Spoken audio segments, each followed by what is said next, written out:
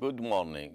Today we'll cover two lectures in our course, Research Methods for Business Students. We'll cover chapter 13, Analyzing Qualitative Data, and also we'll cover how to write your research project. So for today, after we had some good information about analyzing the quantitative data that we had collected through our questionnaire or survey, and we are now familiar with some techniques how to analyze and prepare data for analyzing and to see our finding. We may use some multi-techniques, and we have a qualitative data. Let's have a look on the definition of the qualitative data. That refers to all non-numerical data or data haven't been quantified and can be a product of all research strategies. To compare between quantitative and qualitative data, that the quantitative based on meaning derived from numbers, while the other one, the qualitative, it based on the meaning expressed through words, through the interactions between people. So it's like hermeneutic, the phenomenology. For the quantitative, the collection results in a numerical and standardized data, while the other collection result is non-standardized data requiring grouping, categorizing, and classification. So to analyze quantitative data, the analysis conducted through the use of diagram and statistics, while for analyzing the qualitative on the other side through the use of conceptualization. The key issue about qualitative data, the transcribing of these data, to use electronic textual data including scanned document to summarize your document, in order to collect in digital form your data also, the interactive nature of the process also to be considered, and it could be used in both deductive or inductive approach.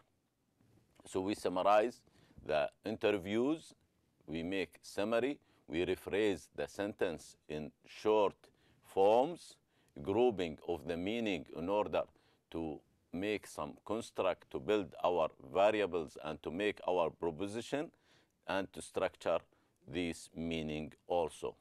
So we see for the deductive and inductive about structures, interpretation, where or more formalized how it varies between qualitative and quantitative data. So another points also for categorizing your data in order to make it in numerical form, deriving categories for the answers, for the field, for the aspects, and unitizing this data in order to form some relationship between these categories and developing testable propositions instead of the hypothesis in the quantitative data and qualifying your qualitative data. So may we have some interim summaries, self-memo, and research diary in order to be able to aid us for analyzing this qualitative data.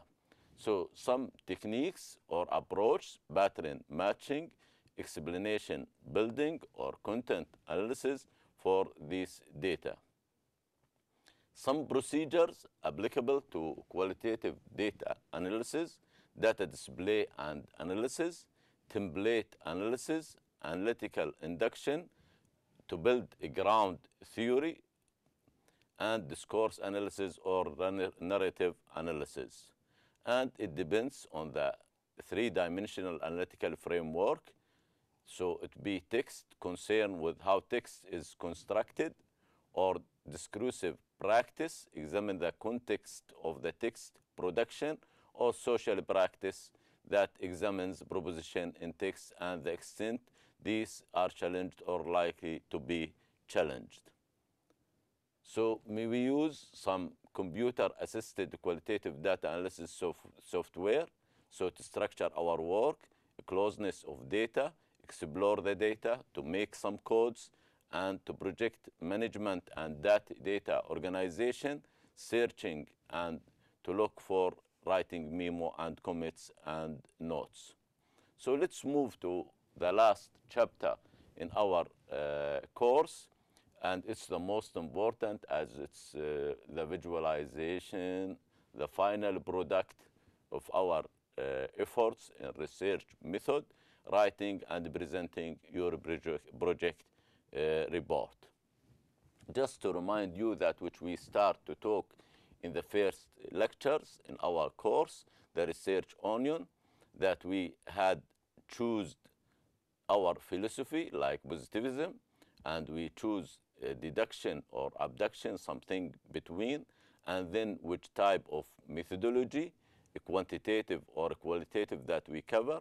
We use a quantitative, for example, and with survey, questionnaire, or multi techniques for just long period of time, or cross-sectional as a snapshot, just a certain or definite time.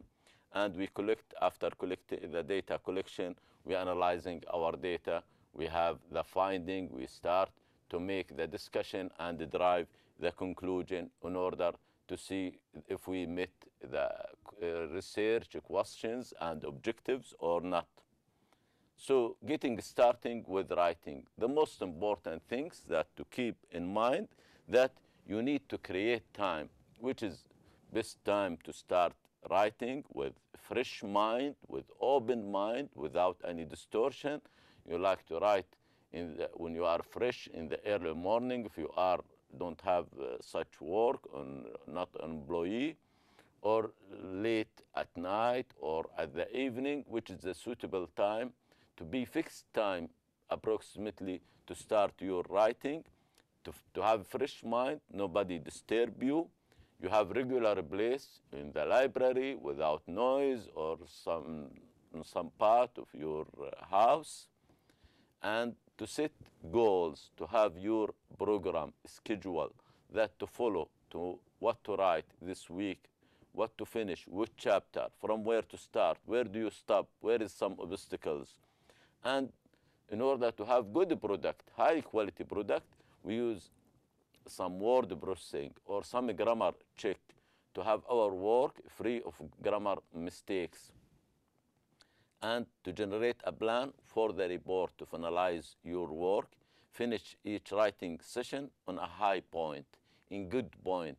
It's not good to stop where is some complex or critical issues that you left because it's a little bit sophisticated, and when you return back, it's not easy to continue writing. You need to return back to the previous stage in order to be able to proceed more.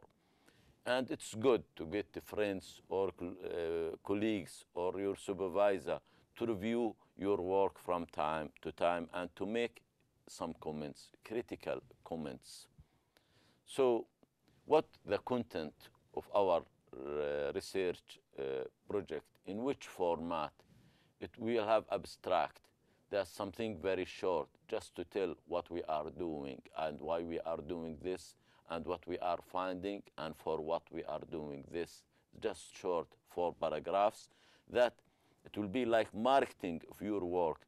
Not much people are interested to read all the work. Most of them, they will read the abstract. If they find that they are interested in this research topic, they will continue reading. And the introduction for your work to cover your research questions, the literature review, and we'll talk about, we already covered in the previous lectures, which methods, the methodology of your research, and the results for your research, and to make the discussion about your finding, and then to drive the conclusion, the practical implication, and not to forget to reference, to cite everything, and to have some appendices. So writing for different audience. Not every people or they have the same knowledge in your research topic. Somebody will have, they are professional, other people, they have some minor knowledge. So the academic reports tends to be longer because it has a theory. It has a lot of arguments, will be marked and graded to have your mark, and contain contextual descriptions. While for your organization, the consultancy report, it's little short, that the managers do not have enough time to read long reports, or unwilling to be busy with a lot of theories and theoretical discussion. And the most important for the consultancy report, that contains recommendation relating to some case study or problem that you need to find a solution in your organization. Let's have a look in the first part, the abstract, 4 short paragraphs to answer this question. What were my research questions and why it's important? Why to find the relation, the effects of electronic human resource management system, how it's related to the effectiveness or organizational outcomes. How did I go about answering the research questions through my finding? What did I find out in response to these questions? There is significant correlation, good relation, cause and effect, causal relation. What conclusion can be drawn? What your suggestion for the future research? What was the limitation? What's your suggestion also? Let's have a look for the focus on research management from our book, The Research Method. Advice on preparation on the abstract for publication also, if you need to publish in some good distinguished journal. Abstract, 250 words. Purpose of this paper, the methodology and approach that you applied, about your finding, the discussion, implication in the business, enhance our understanding for this theory, practical implication, and what's the original value of the paper. To say, for my knowledge, till now, nobody has emphasized the role of the frontline managers as a moderator or a mediator factors between the human resource management and the organization outcomes, to have something novel, something significant, or rigor that made it interesting for your audience or the reader. Also, abstract from referral journal, that to talk about the population, that you are talking about aging, a focus group conducting, the results showed that, and to say why they change their preference, it can be conclude that you make conclusion, a large sample, that your methodology, the paper contributes to better understanding of the importance of. So we cover a lot of issues. We summarize our work in the abstract. Another example from my professor, my supervisor, Professor Dr. Ismail Sila, that examination and comparison of the critical factors of total quality management across countries, and to cover all issues that we talk to attract the audience to read your paper. Another example, also, we developed a model of the relationship, and then to say we found that, what you found. However, the effects is clear, not clear, so you recommend for future research. We move after the abstract, the most important, the introduction, where you set the hook, where you emphasize the importance of your research. It should contain the research questions with clear statements and brief background and guideline to storyline of your story, that what you are telling, and you move the reader smoothly from one idea to another. And the most important, the literature review. The most important in the literature review, the synthesis, that you have an idea and another opposing idea, how this synthesis and antithesis to make the contradiction together and try to bring them with comparison together. So the report structure, we should care about setting, participants, materials, procedures, and etc. The result chapter, and it's the most important after you analyze your data, your finding, sorry, to report the facts that your research discovered. In the result, you are talking just about the facts, what you have found without your own opinion, to be objective, not subjective, to support the facts with quotes from participants, that from the ideas that derived from the data in your questionnaire, survey, interview, etc. The discussion, you discuss what you found in your research also, and to interpret results and relate the finding to the original research goals and question that supporting your hypothesis and that based on the theoretical framework. Let's see the research question. What are the operational differences between different shifts in the production plants? We see the results, factual information without bias. Did I discover in relation to the specific research question? And the conclusion, what's your judgment based on the theory and theoretical background? And moreover, the conclusion chapter to answer the research question, that we met the objects, we answered the objects also to meet the research objectives and the questions, to consider the finding, to present any contributions to the topic displayed in the literature, also to reflect any implication for future research. If we said that the relation between variable A and B is not much clear, so we recommended to go further and to discover the role of the top management support in the innovation, in the change management, etc. So the report structure also, the references is very important in order to avoid plagiarism. So we start like this for our book, Sandra's, the family name and the initial name, more than one author, the year of publishing, the topics, the name, if it's book, the edition, and who's the publisher.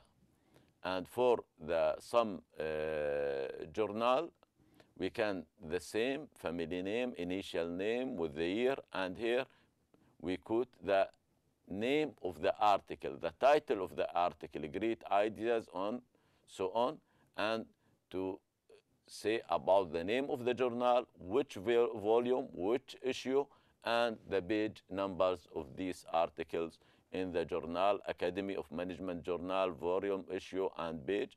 It's most very important to cite, to give some feedback about the citation, to say thank you in such way for the authors that you had some advantage from their work to cite them.